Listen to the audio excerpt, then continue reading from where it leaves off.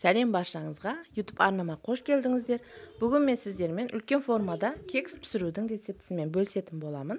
Алдымен бізге қажетті заттар: сары май, қопсытқыш, сметана, жұмыртқа,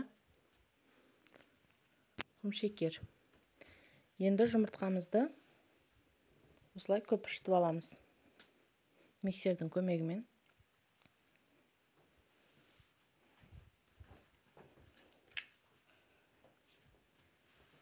Құмшекерді салып, осылай жақсылап көпіршітіп алатын боламыз.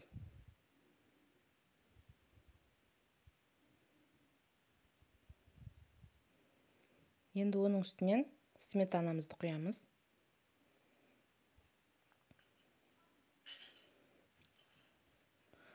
Бөлме температурасында еріп тұрған сары майды салып, жақсылап миксерлеп алған соң ұнды саламыз. Достар, мен описание бөлімінде қажетті заттардың барлығын жазып кеткен болатынмын. Сол жерден көріп жасай берсеңіз де болады. Оның үстіне өлшеп алған разрыхтелді саламыз. Қанша грамм, қанша қосу керек, барлығын жазып кететін боламын. Енді арнайы дайындап алған формаға құямыз. Сіздерде кішкентай форма болса, соған құйсаңыздар болады. Менде осы бар форма кішкентай. Соған құйып жасай бердім.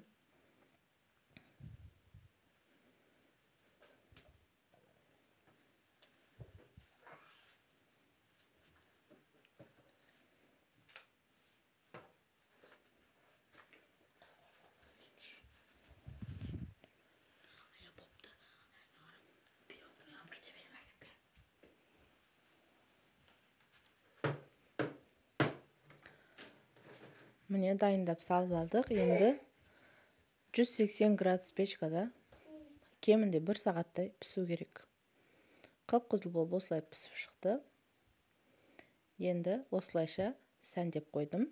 Өз қалауларыңыз, тек қана құмшекер ұпасымен сәндесеңіздер де болады.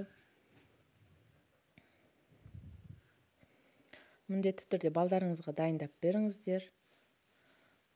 Балдарыңызға ұнау сөзсіз. Өздеріңізге де ұнайды. Майда-майда формочкада кекс жасағаннан осылай үлкен формада пирог сияқты жасасаңыздар да өздеріңізге де тиімді. Менің рецептіммен әрине дайындап көріңіздер. Видеомды соңына дейін көргендеріңізге үлкен рахмет.